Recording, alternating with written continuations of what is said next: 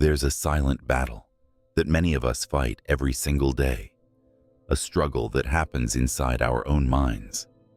It's those nights when you lie in bed, completely exhausted, yet your mind just won't switch off.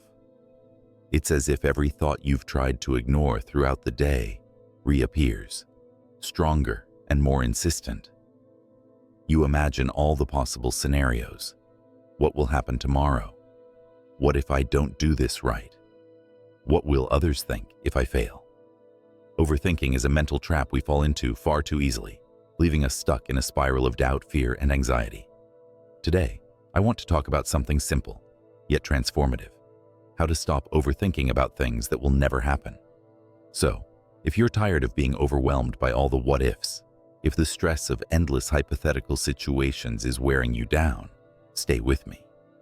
We're diving deep into strategies that will help you regain control over your mind and quiet the noise. Have you ever caught yourself lost in thought for hours, only to realize that none of it really matters? Maybe you've been worrying about a conversation you had earlier, replaying it in your head, dissecting every word, wondering if you said the wrong thing. Or perhaps you've been stressing about an event that hasn't even happened yet, your mind running wild with all the ways it could go wrong. It's exhausting, isn't it? Overthinking can drain our mental energy, rob us of peace, and, ironically, prevent us from doing the very things we're worried about. The more we think, the less we act, and the more we trap ourselves in this loop of anxiety. But here's the good news: you don't have to live like this. There are ways to break free from this mental prison, and today we'll explore how. Before we talk about solutions, it's important to understand what overthinking actually is. Overthinking is when our mind gets stuck in a cycle of thoughts, often negative or anxious ones, that go nowhere. It's that voice in your head that keeps repeating the same worries, even when you logically know it's pointless. Here's the thing: our brains are designed to solve problems. But sometimes we try to solve problems that don't even exist. We focus on potential outcomes that may never happen or get stuck in what-if scenarios. This type of thinking can trigger anxiety because our minds can't tell the difference between a real threat and an imagined one. Your body starts to react as if you're in danger, even though the only thing threatening you is a thought. And here's where the real trap lies. The more you think about these imagined scenarios, the more real they feel. It's like a snowball effect. Small worries grow into massive fears, and soon you're paralyzed by thoughts of things that might never even come to pass. Overthinking isn't just mentally exhausting. It has real consequences on your daily life. It can affect your productivity, relationships, and overall well-being. Let's talk about productivity for a moment. When you're stuck in a loop of overthinking, it's incredibly hard to focus on the task at hand. Instead of making progress, you spend hours thinking about all the ways things could go wrong, or doubting every decision you make. You might find yourself planning and replanning without ever taking action, trapped in analysis paralysis. And it doesn't stop there. Overthinking can seep into your relationships. How many times have you replayed a conversation in your head, questioning what the other person really meant, or worrying that you said the wrong thing? It creates unnecessary tension, not just with others, but within yourself. It's like you're constantly carrying around the weight of potential mistakes, even though, in most cases, no one else even noticed. Physically, the toll can be just as significant. Overthinking often leads to stress, and chronic stress can affect your sleep, weaken your immune system, and make you feel constantly fatigued. The irony is, the more you think, the less energy you have to actually handle life's challenges. It's like running a mental marathon, but never crossing the finish line. But what if I told you that you can stop? that there are ways to quiet this mental noise, to let go of the thoughts that are holding you hostage. Let's move on to how we can start doing that. One of the core reasons we overthink is because we are uncomfortable with uncertainty. We want to know the outcome before it happens. We want to be in control of every possible scenario. The problem is, life doesn't work that way.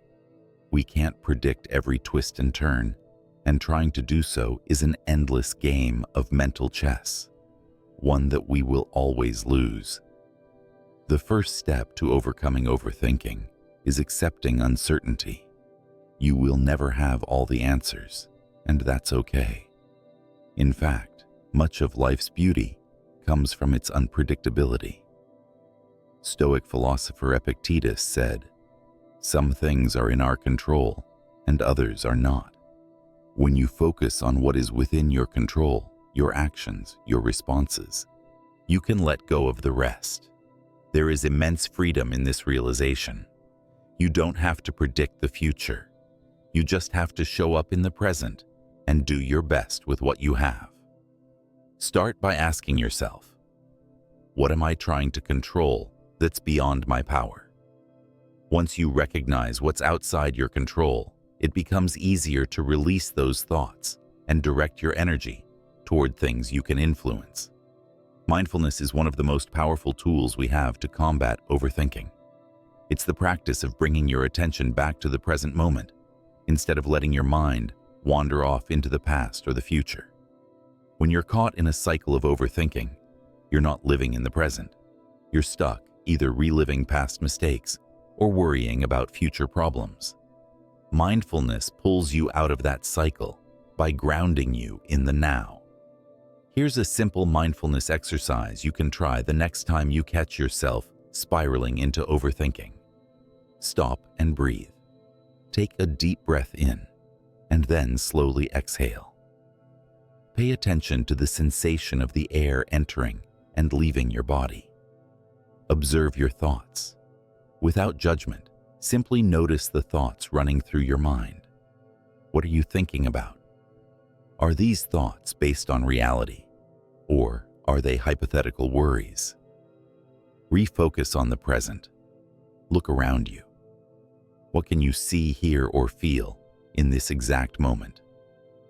Bring your attention to what is happening right now, rather than the what-ifs in your mind. Mindfulness doesn't mean ignoring your thoughts. It means acknowledging them without letting them control you.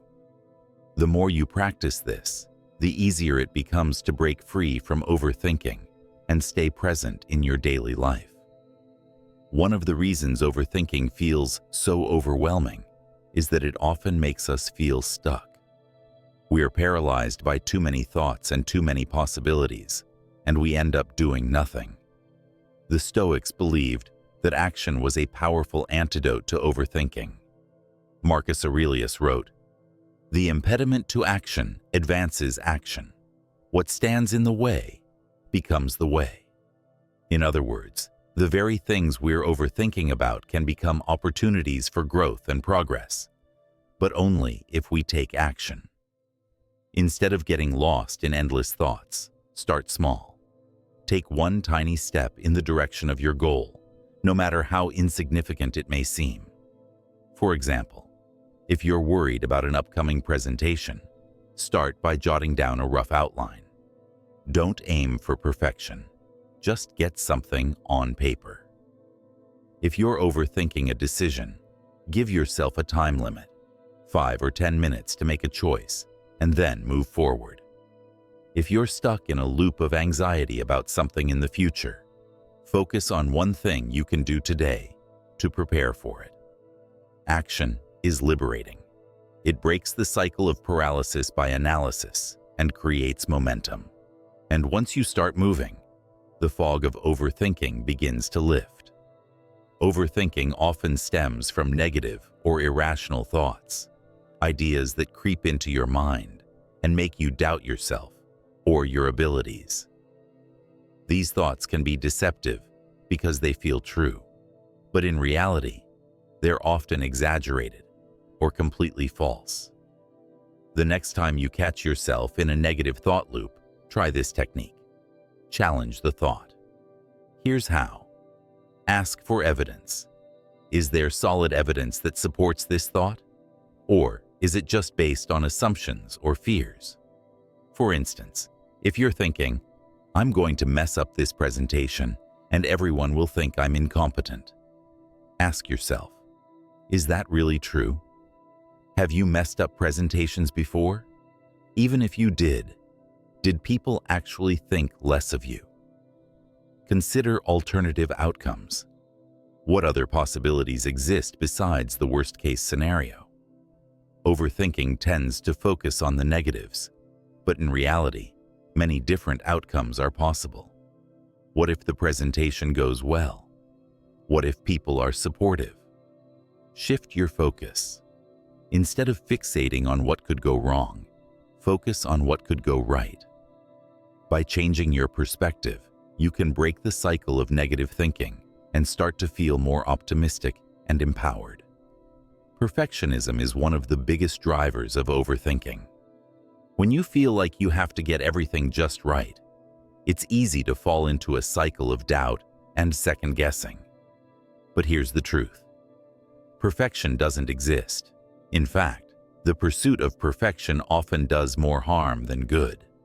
It stops us from taking risks, from trying new things, and from learning through failure.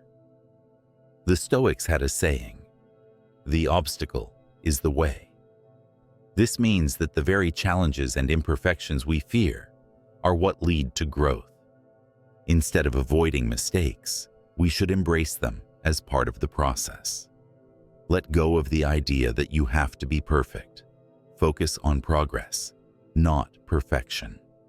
Each step forward, no matter how small or imperfect, is still progress. One of the hardest parts of overthinking is that we become obsessed with the outcome. We want things to go exactly as we imagined, and when we can't guarantee that, we start to spiral. But here's the reality. We can't control every outcome. No matter how much we plan or think things through, life is unpredictable. The Stoics teach us to detach from outcomes and instead focus on what's within our control. You can't control how others will react to your actions, but you can control the effort you put in.